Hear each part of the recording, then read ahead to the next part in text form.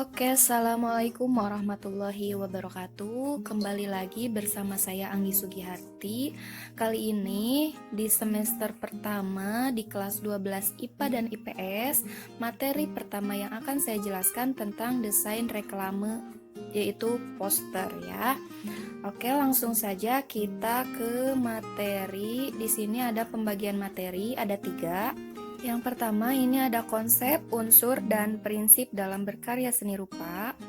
Kemudian yang kedua ada bahan dan teknik dalam berkarya seni rupa, reklame. Yang terakhir ada merancang dan membuat karya seni rupa reklame.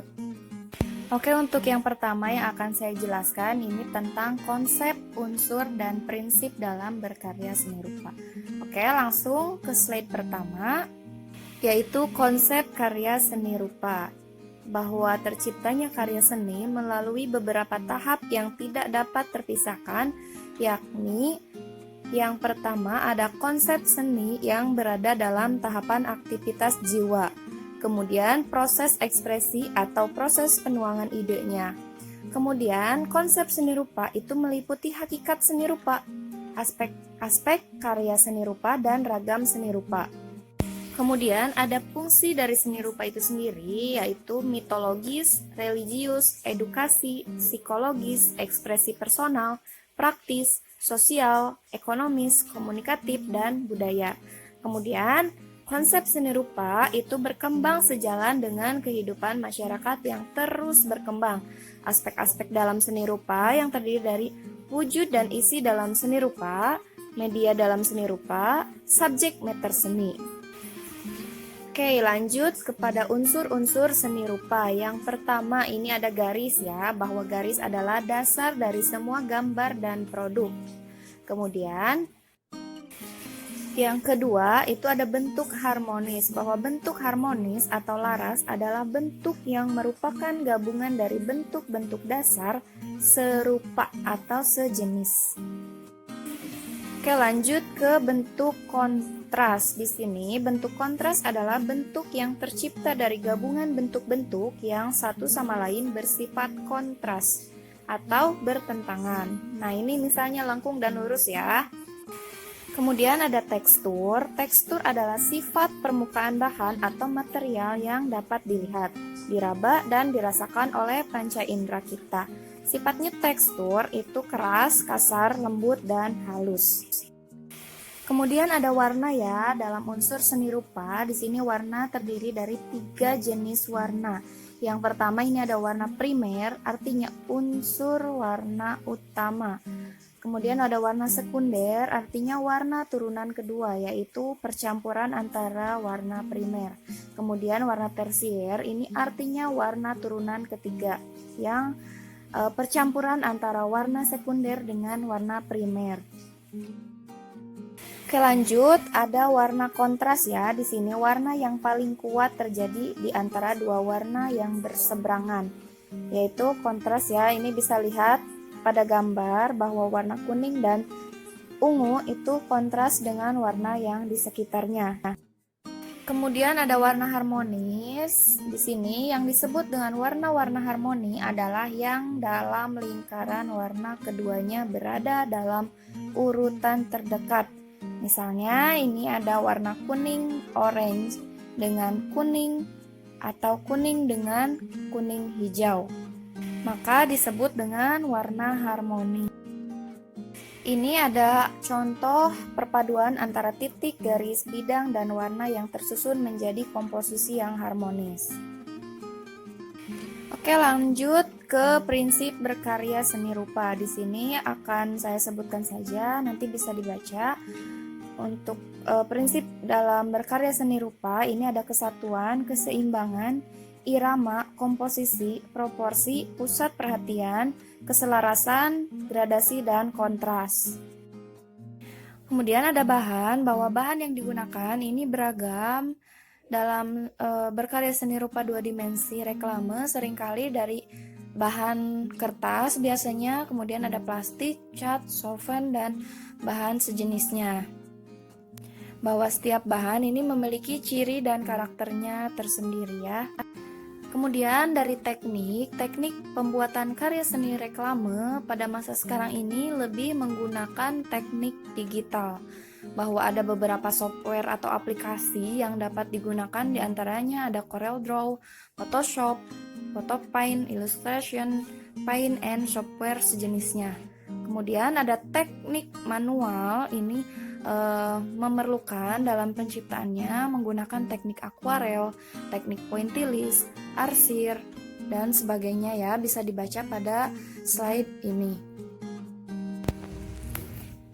Nah, kemudian lanjut kepada materi yang kedua tentang bahan dan teknik dalam berkarya seni rupa reklame.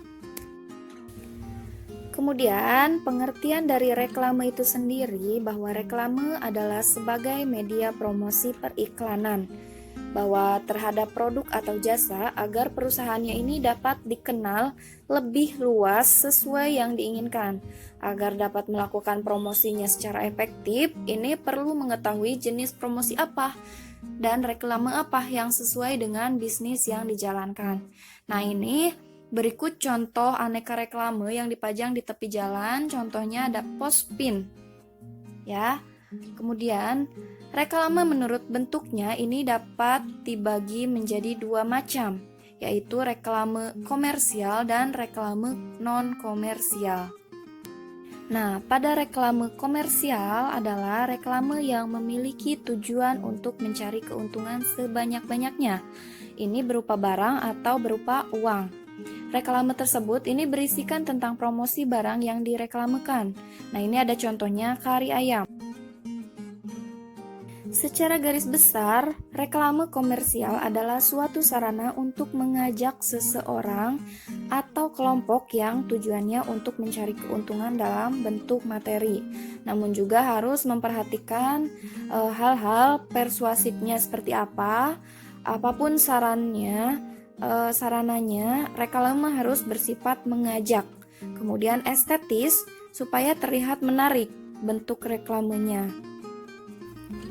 Lanjut ke reklame non-komersial, adalah reklame yang memiliki tujuan untuk memberitahu dan mengajak masyarakat untuk mengikuti reklame tersebut. Contohnya, ini reklame tentang jangan buang sampah sembarangan, ikuti keluarga berencana, dan lain-lain ya. Ini contoh dari reklame non-komersial. Kemudian ini ada contoh gambar sebuah reklame non-komersial yang ada di pinggiran jalan. Bisa dilihat pada gambar ya. Nah, kemudian ada jenis-jenis reklame. Nah, bahwa jenis reklame ini banyak jenisnya ya. Yang secara umum ini bisa dilihat bahwa jenis reklame itu ada poster, selebaran, etiket, label, logo, inisial, mobile, terus baliho, spanduk, papan nama, etalase, dan sebagainya, banyak lagi ya jenisnya.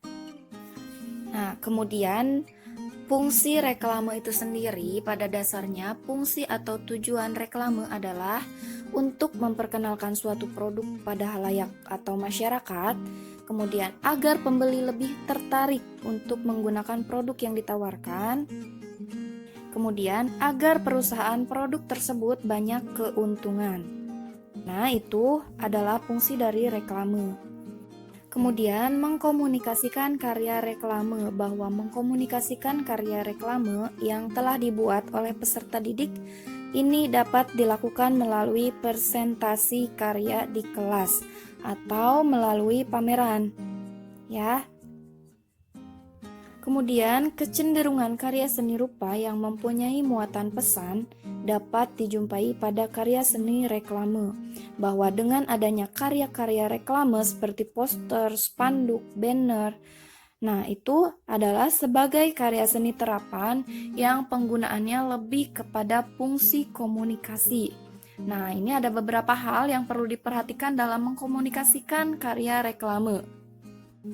Nah, bahwa untuk unsur-unsur reklame ini ada dua, ada tipografi dan ilustrasi. Yang kita ketahui bahwa tipografi adalah bentuk huruf yang cocok untuk membuat kata-kata atau kalimat. Kemudian ilustrasi ini gambar yang sesuai dan memperjelas suatu reklame. Nah, kemudian ada syarat pembuatan reklame, bahwa dalam pembuatan reklame ini harus estetis, artinya reklame yang mengandung nilai keindahan. Kemudian ada etis, bahwa reklame ini harus bersifat sopan dan santun atau mengandung norma kebaikan. Kemudian harus persuasif, artinya reklame yang menarik perhatian orang banyak.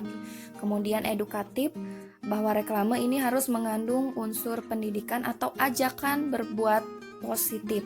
Kemudian ada harmonis, bahwa reklame harus mengandung komposisi warna, bidang, dan sebagainya. Kemudian ada bentuk reklame, bahwa bentuk reklame ini ada simetris dan asimetris. Bahwa simetris adalah objek gambar atau tulisan kanan kirinya seimbang.